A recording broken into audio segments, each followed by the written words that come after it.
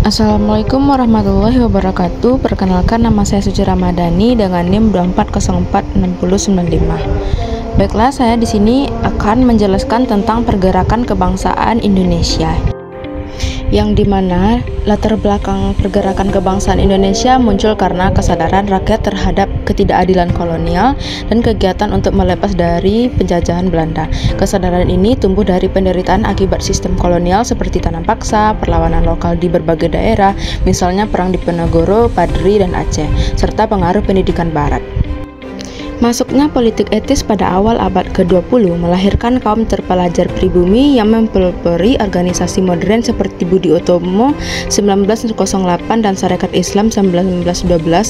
Selain itu, perubahan struktur sosial akibat kolonialisme menciptakan kelompok masyarakat baru dengan pandangan lebih luas, mendorong lahirnya kesadaran nasional.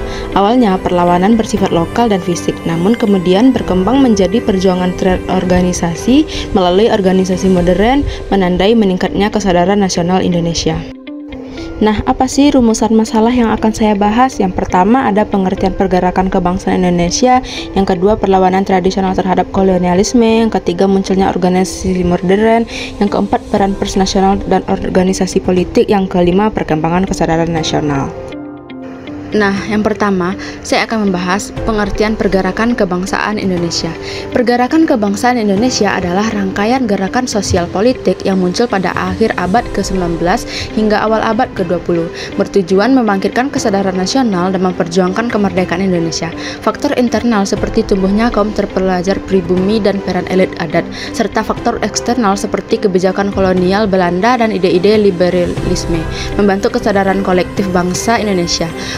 Organisasi modern seperti Budi Utomo, Sarekat Islam, dan Indice Partis menjadi wadah perkembangan ide-ide nasionalisme dan perjuangan politik.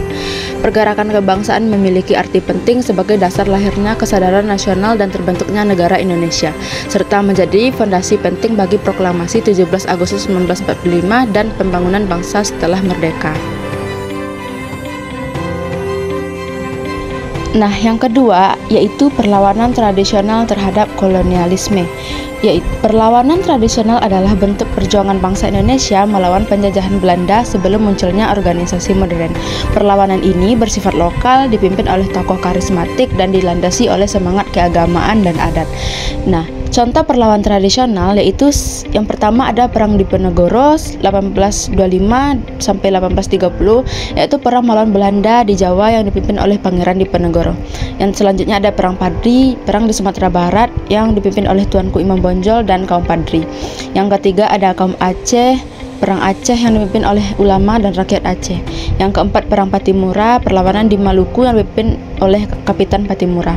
Yang kelima perang Banjar, yaitu perang perlawanan di Kalimantan Selatan yang dipimpin oleh Pangeran Antasari.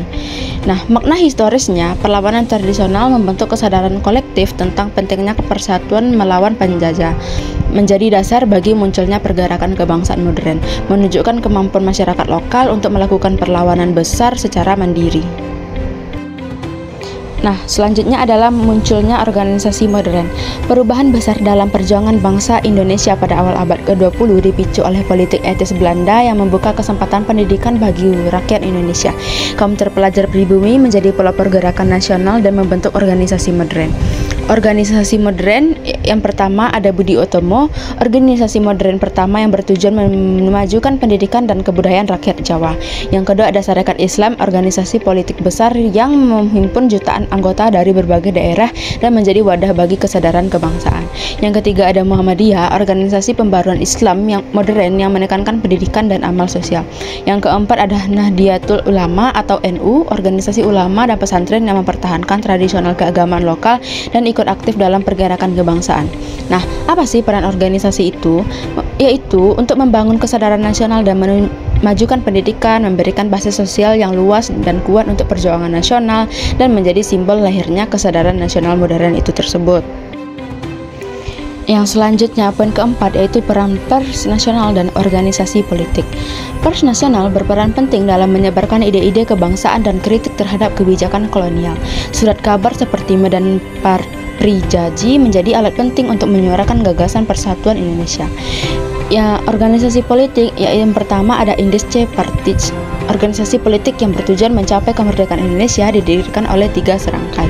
Yang kedua ada Partai Nasional Indonesia atau PNI, organisasi politik yang dipimpin oleh Soekarno secara terbuka menyatakan kemerdekaan sebagai tujuan utama perjuangan. Nah, apa sih peran organisasi politik tersebut? Yaitu untuk menyebarkan ide-ide kebangsaan dan memperjuangkan kemerdekaan Indonesia, menjadi wadah bagi pergerakan nasional dan mempersiapkan kader-kader perjuangan, dan berperan penting dalam mempercepat proses kemerdekaan Indonesia.